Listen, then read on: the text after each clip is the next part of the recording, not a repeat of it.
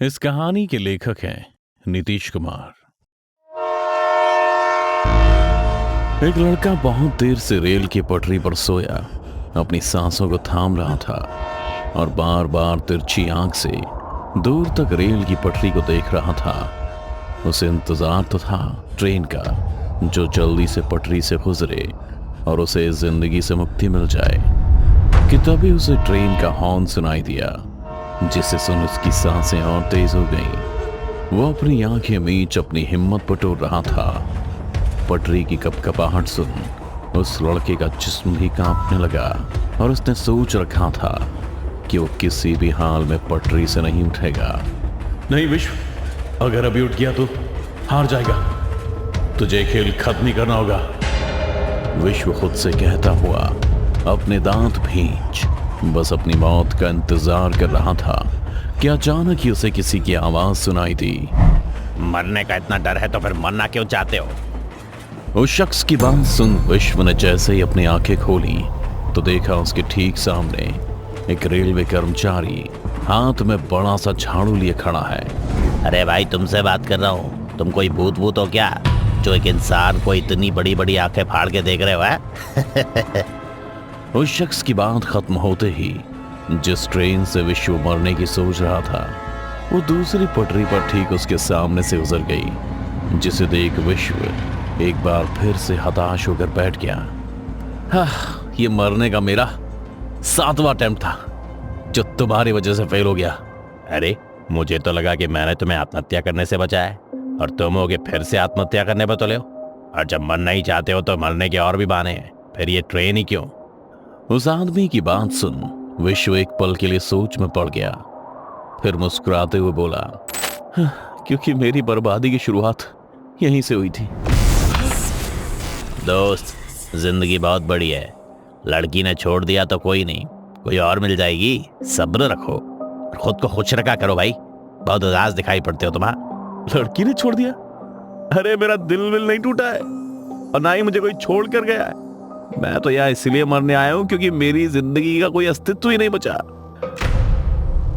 मैं Indian railway में TC का काम करता था और मेरी नौकरी का पहला स्टेशन उत्तर प्रदेश की प्रयागराज में स्थित नैनी जंक्शन था, जो यहाँ से महज 1.5 किलोमीटर की दूरी पर है। मेरे दोस्त, मेरे परिवार वाले सब ने कहा कि नैनी जंक्शन एक भूतिया स्टेशन है, जहाँ लोग रात में तो क्या दिन में भी जाने से डरते हैं। पर मेरी शिफ्ट तो रात की ही लगी थी। लोगों की सलाह और मशवरे मैं एक कान से सुन दूसरे से निकाल देता, क्योंकि मैंने बहुत मेहनत से ये नौकरी पाई थी। फिर एक रात तेज बुखार के कारण मैं जल्दी ही घर को निकल गया। एक तो तबीयत खराब, ऊपर से लोग इस जंक्शन के नाम से भी डरते थे, इसलिए मैं पटरियों के सहारे ही अपने रेलवे क्वार्टर्स को चल दिया, जो महज 2 किलोमीटर ही दूर था। मैंने कभी भूत प्रेत पर विश्वास नहीं किया, इसलिए मुझे ये सब मन का वहम लगते थे। मैं अभी कुछ ही दूर गया था कि मुझे रेल की पटरियों पर लेटा 1.5 उम्र का एक आदमी दिखा, जो आत्महत्या करने के लिए वहां आया था। इसलिए इससे पहले मैं उससे कुछ पूछता, वो आदमी मुझे देख डरने लगा था। तुम भूत हो क्या?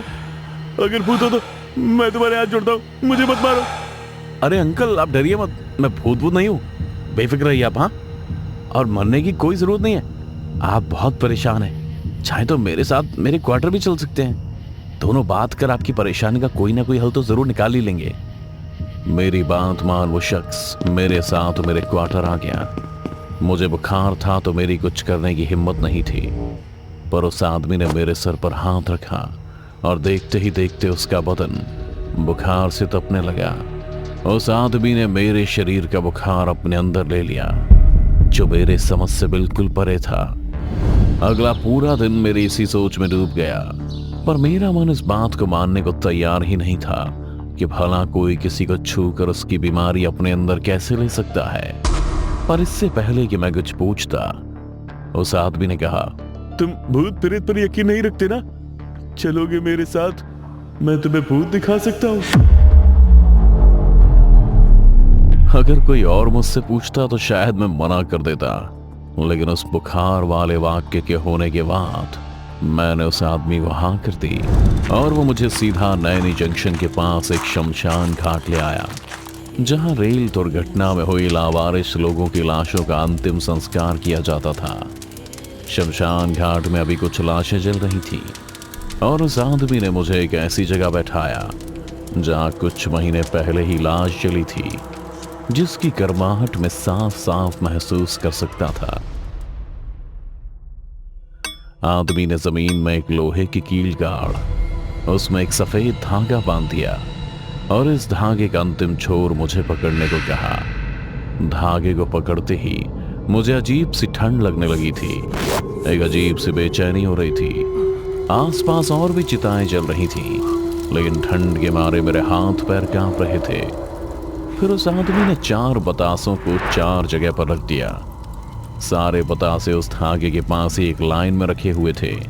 इसके बाद उसने मुझसे फुसफुसाते हुए कहा, अभी कुछ आत्माएं इन बतासों को खाने आएंगी। जब तक वो इसको खाकर चले ना जाए, तब तक तुम अपने हाथ से धागे को मत छोड़ना, और अगर तुमने छोड़ दिया तो तुम एक चक्र में फंस जाओगे, एक ऐसा चक्र जिसके बारे में तुम सोच भी नहीं सकते। इतना कहकर उस आदमी ने कुछ मंत्र पढ़ने शुरू कर दिए। मंत्रों के उच्चारण के बाद उसने मुझे आंखें बंद करने को कहा। फिर कुछ देर के बाद ये आंखें खोलने को भी। जब मैंने आंखें खोली तो मुझे मेरी आंखों पर यकीन ही नहीं हुआ।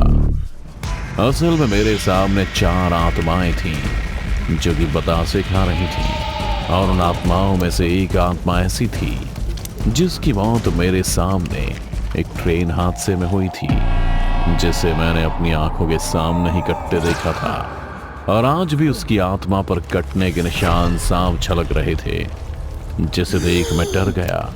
और मेरे हाथ से वो धागा कब छूट गया मुझे पता ही नहीं चला। मैंने जब आसपास देखा तो वो आदमी भी मुझे कहीं नहीं दिखा। इसके बाद मैं सीधा अपने घर की ओर दौड़ पड़ा। मैं पूरे जी जान से अपने घर की ओर दौड़े जा रहा था, और मेरे पीछे से चीखने चिल्लाने की आवाजें आ रही थी। मेरे ऊपर लाखों साए मंडरा रहे थे। बिना मुड़े मैं किसी तरह घर तो पहुंच गया था, लेकिन मेरी आंखों के सामने से वह मंजर हटने का नाम नहीं ले रहा था। पर किसी तरह मैंने खुद को संभाला और बिस्तर पर जाकर सो गया। अगली सुबह मैं पूरा दिन सोया, और जब रात को मेरी आंख खुली तो वापस से मैं उसी शमशान घाट पर था। मेरे हाथ में 4 बतासे थे और मेरे ठीक सामने 4 आत्माएं, जिसमें से एक आत्मा उस शख्स की थी जो मुझे उस नैनी जंक्शन के शमशान घाट में लाया था, और बाकी 3 किसी और की जो हमेशा बदलती रहती थी। पर वो आदमी जो मुझे शमशान घाट लाया था वो कभी नहीं बदला। मैंने उस आदमी से बहुत बार पूछा भी, लेकिन उसका ध्यान सिर्फ और सिर्फ बतासों पर ही रहता था। उसने मेरे किसी भी सवाल का कोई जवाब नहीं दिया। इतना कहकर विश्व रोने लगा था। उसे शांत कराते हुए रेलवे कर्मचारी ने कहा, तो उसकी आत्मा को बतासे ना देते, उसे तड़पने के लिए छोड़ देते। मैंने ऐसा भी किया था। जब जब मैं उसे बतासे नहीं देता तो वो मेरे साथ मेरे पीछे आता, और मेरे सोने के बाद वो मेरे जिस्म से मांस नोच कर खाता और मेरा खून पीता। मैं मजबूर हूँ। अब तकरीबन 1 साल होने को आ गया है। मैं भारत के हर कोने तक गया, लेकिन नींद खुलते ही मैं खुद को शमशान घाट में ही पाता हूँ, वो भी उन 4 बतासों के साथ। मैंने दिन का उजाला नहीं देखा, ठीक से खाना नहीं खाया, घर में सब कैसे हैं पता नहीं, इसलिए मैं मरना चाहता हूँ, इस चक्र से आजाद होना चाहता हूँ। हो सके तो मेरी मदद करो। विश्व इतना कहकर आंसुओं में डूब गया था। उसकी कहानी जान रेलवे कर्मचारी भी सोच में पड़ गया। वो अभी विश्व को कुछ बोल नहीं जाना था, कितने में विश्व ने उस आदमी की तरफ हाथ बढ़ाते हुए कहा, शुक्रिया, आज तक मैंने अपनी ये कहानी कभी किसी को नहीं बताई। मुझे सुनने के लिए तुम्हारा बेहद शुक्रिया। इतना कहकर विश्व उस रेलवे कर्मचारी से हाथ मिला, उसके गले लगा और पलटकर चलने लगा। रेलवे कर्मचारी विश्व को जाता हुआ देख ही रहा था। तभी उसे अपने हाथ पर कुछ महसूस हुआ। उसने जब देखा तो उसके हाथ में एक सफेद धागा बंधा हुआ था, जिसका अंतिम छोर विश्व के हाथ में था। धागे को अपने हाथ से बंधा देख वो आदमी चौंक गया। उसने डरते डरते जब विश्व को देखा तो विश्व उसके सामने खड़ा मुस्कुरा रहा था। अगर तुमने धागा छोड़ा तो तुम एक चक्र में फंस जाओगे, एक ऐसा चक्र जिसके बारे में तुम सोच भी नहीं सकते। विश्व की बातें सुन रेलवे कर्मचारी डर के मारे कांपने लगा। तभी उसे महसूस हुआ कि वो एक पटरी के बीचों बीच खड़ा है और तेज रफ्तार से ट्रेन उसी पटरी की तरफ आ रही है।